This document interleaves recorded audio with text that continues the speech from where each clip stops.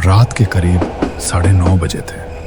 धीरे धीरे रफ्तार कम करती हुई passenger train Nawada halt station पर आकर रुकी। ट्रेन से उतरते ही अंश ने गहरी सांस ली। शहर की नौकरी ने उसे इतना व्यस्त कर दिया था कि गांव आना लगभग छूट ही गया था। अंश ने चारों तरफ नजर दौड़ाई। स्टेशन पहले से कहीं ज्यादा सुनसान लग रहा था। एक पुरानी बेंच, बंद टिकट खिड़की। उसने बैग पकड़ा और स्टेशन से बाहर निकल आया।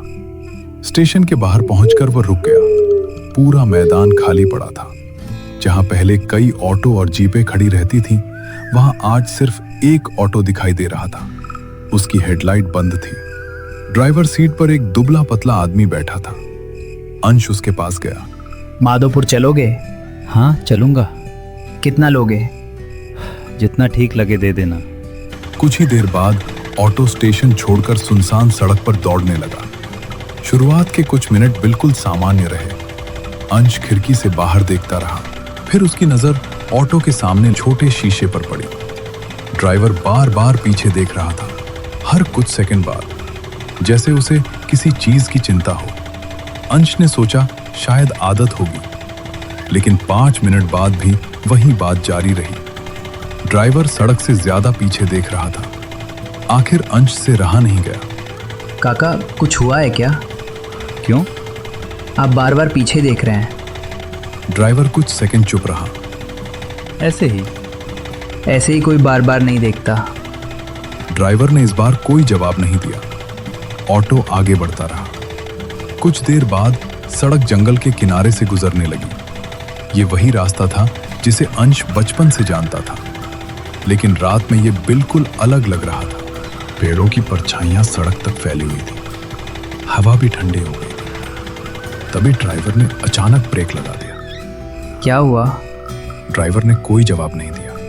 वो सामने नहीं बल्कि पीछे देख रहा था। क्या हुआ काका? 2 मिनट रुकना पड़ेगा। क्यों? बस रुकना पड़ेगा। अंश ने चारों तरफ देखा। उसे कुछ भी असामान्य नहीं दिखाई दिया, लेकिन ड्राइवर का चेहरा अचानक गंभीर हो गया था। वो लगातार पीछे देख रहा था। तभी ड्राइवर ने राहत की सांस ली। चलो। उसने ऑटो स्टार्ट कर दिया। क्या हुआ था? कुछ नहीं। अगर कुछ नहीं था तो रुके क्यों थे? कभी कभी जल्दी निकलना ठीक नहीं होता। अब अंश को बेचैनी होने लगी थी। उसे महसूस हो रहा था कि ड्राइवर उससे कुछ छुपा रहा है, लेकिन क्या, उसे खुद नहीं पता था। करीब 15 मिनट बाद दूर गांव की पहली रोशनी दिखाई देने लगी। अंश ने राहत की सांस ली। ऑटो गांव की गलियों से होता हुआ उसके घर के सामने आकर रुक गया। अंश उतर गया। एक बात याद रखना। क्या? अगर रात में आंगन में कोई बैठा दिखाई दे तो समझना वो घर का नहीं है। अंश कुछ कह पाता उससे पहले ही ड्राइवर ने ऑटो घुमा लिया। ऑटो धीरे धीरे अंधेरे में गायब हो गया। दादी, चाचा और चाची उसे देखकर खुश हो गए। काफी देर तक बातें होती रहीं। धीरे धीरे रात गहराने लगी। करीब 11:30 बजे अंश अपने कमरे में सोने चला गया। सफर की थकान की वजह से उसे जल्दी नींद आ गई, लेकिन रात के लगभग 1 बजे उसकी अचानक आंख खुल गई। कमरे में सन्नाटा था। वो उठकर बैठ गया। तभी उसकी नजर खिड़की से बाहर गई और उसका दिल एक पल के लिए रुक गया। आंगन के बीच रखी पुरानी लकड़ी की कुर्सी पर कोई बैठा हुआ था। अंधेरे की वजह से चेहरा दिखाई नहीं दे रहा था, लेकिन इतना साफ था कि वो घर का कोई सदस्य नहीं था। अंश कुछ सेकंड तक बिस्तर पर जमे हुए बैठा रहा। कुछ देर तक वो खिड़की से देखता रहा। फिर उसने खुद को समझाया, मैं बेकार में डर रहा हूं। वो बिस्तर से उतरा और बरामदे तक आ गया। आंगन अब पहले से ज्यादा साफ दिखाई दे रहा था, लेकिन कुर्सी खाली थी। कुछ सेकंड पहले तक उसे यकीन था कि कोई बैठा हुआ था। शायद नींद में देखा होगा। फिर वापस कमरे में चला गया, लेकिन इस बार उसे नींद आने में काफी देर लगी। सुबह जब उसकी आंख खुली तो रात की बात थोड़ी अजीब जरूर लगी, लेकिन उतनी डरावनी नहीं। शाम के वक्त अंश गांव घूमने निकल गया। पुराने दोस्तों में से कई लोग अब बाहर काम करते थे। कुछ घर बदल चुके थे, कुछ रास्ते भी। शाम तक वो वापस घर लौट आया। रात में सबने साथ खाना खाया।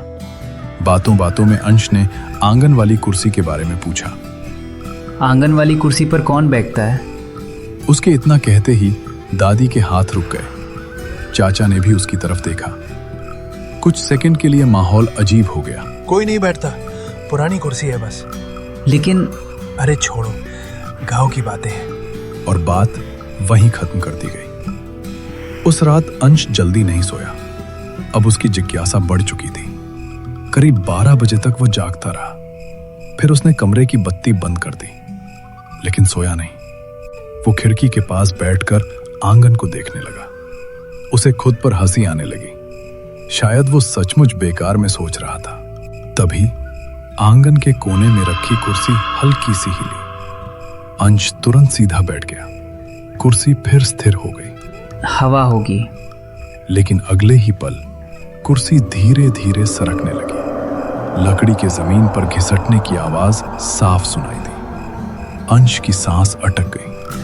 कुर्सी धीरे धीरे आगे बढ़ रही थी अपने आप, और आखिर में जाकर ठीक आंगन के बीच रुक गई। वही जगह जहां पिछली रात अंश ने उस साये को बैठे देखा था। अंश के हाथ कांपने लगे। कुछ मिनट तक सब शांत रहा। फिर उसे ऐसा लगा जैसे कोई अदृश्य व्यक्ति आकर उस कुर्सी पर बैठ गया हो, लेकिन वहां कोई दिखाई नहीं दे रहा था। अंश का गला सूख गया। वो तुरंत खिड़की से पीछे हट गया। करीब आधे घंटे बाद उसने हिम्मत करके फिर बाहर देखा। कुर्सी अब भी वहीं थी। उस रात अंश को मुश्किल से नींद आई। बार बार उसकी आंखों के सामने वही दृश्य घूम रहा था। सुबह जब वो उठा तो सबसे पहले आंगन में गया। कुर्सी फिर अपनी पुरानी जगह पर रखी हुई थी, जैसे रात में कुछ हुआ ही न हो। अंश को यकीन हो चुका था कि घर वाले उससे कुछ छिपा रहे हैं। दोपहर को वो गांव के पुराने हिस्से में घूमने निकल गया। अंश को गांव के पीपल के पेड़ के नीचे एक बुजुर्ग मिले, जिन्हें लोग रामलाल बाबा कहते थे, गांव के सबसे पुराने लोगों में से एक। अंश उनके पास बैठ गया। कुछ देर सामान्य बातें हुई। बाबा, हमारे घर के आंगन वाली कुर्सी के बारे में जानते हैं? रामलाल बाबा के चेहरे की मुस्कान गायब हो गई। तुमने कुछ देखा है क्या? अंश ने रात की सारी बात बता दी। बाबा काफी देर तक चुप बैठे रहे। तुम्हारे घर में पहले एक आदमी रहा करता था। कौन? तुम्हारे बड़े ताऊ। मुझे तो कभी किसी ने नहीं बताया। क्योंकि घर वाले उनका नाम लेना पसंद नहीं करते। फिर उन्होंने एक पुरानी घटना बतानी शुरू की। करीब 25 साल पहले अंश के बड़े ताऊ शहर से लौटे थे। वो भी एक रात ट्रेन से आए थे और स्टेशन से ऑटो में बैठकर घर पहुंचे थे। उसके बाद कई दिनों तक वो हर रात उसी कुर्सी पर बैठते थे, आंगन के बीच। गांव वालों को ये बात अजीब लगती थी, लेकिन किसी ने ज्यादा ध्यान नहीं दिया। फिर एक रात वो अचानक गायब हो गए। अंश ध्यान से सुन रहा था। फिर कुछ नहीं। मिले नहीं कभी? नहीं।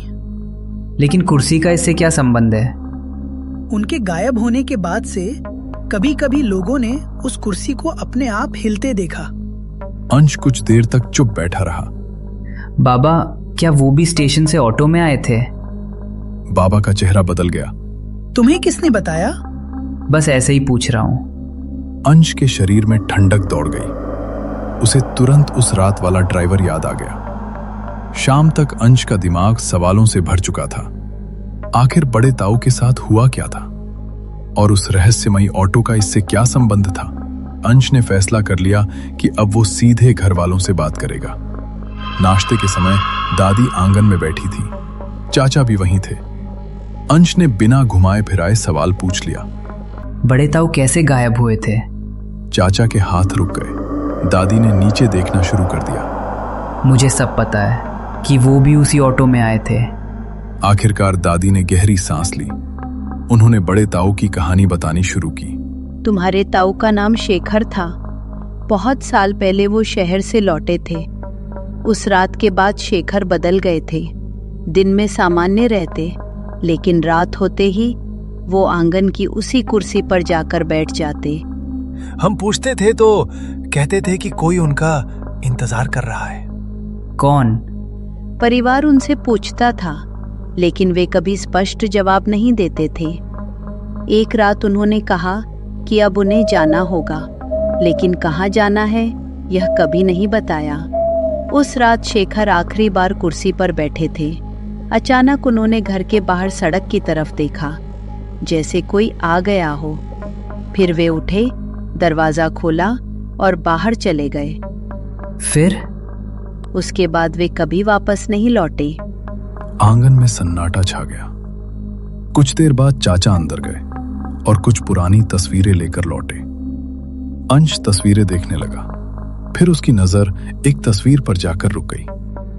तस्वीर में उसके बड़े ताऊ उसी कुर्सी पर बैठे थे और उनके पीछे सड़क पर एक ऑटो खड़ा था। उसका दिल तेजी से धड़कने लगा, क्योंकि वो वही ऑटो था जिसमें बैठकर वो स्टेशन से गांव आया था। उस रात अंश फिर जागता रहा। करीब 12 बजे कुर्सी फिर सरक कर आंगन के बीच पहुंच गई, जैसा हर रात हो रहा था। लेकिन इस बार अंश डरकर पीछे नहीं हटा। वो धीरे धीरे कमरे से बाहर निकला, बरामदे तक आया और पहली बार आंगन में उतर गया। कुर्सी उसके सामने थी, खाली, लेकिन फिर भी खाली नहीं। और तभी घर के बाहर सड़क से ऑटो के इंजन की आवाज आई। अंश तुरंत मुड़ा। उसका दिल जैसे रुक गया, क्योंकि घर के बाहर वही ऑटो खड़ा था और इस बार उसका इंजन पहले से ही चालू था, जैसे वो किसी का इंतजार कर रहा हो। लेकिन ड्राइवर दिखाई नहीं दे रहा था। अंश धीरे धीरे घर के मुख्य दरवाजे की तरफ बढ़ा। अंश अब ऑटो से कुछ ही कदम दूर था, लेकिन अगले ही पल ऑटो की हेडलाइट एक बार झपकी और सब गायब हो गया। सिर्फ खाली सड़क और दूर कहीं कुत्ते के भौंकने की आवाज। अगली सुबह अंश के घर वाले अंश को खोजते रह गए, पर अपने ताऊजी की तरह अंश भी कहीं गायब हो चुका था।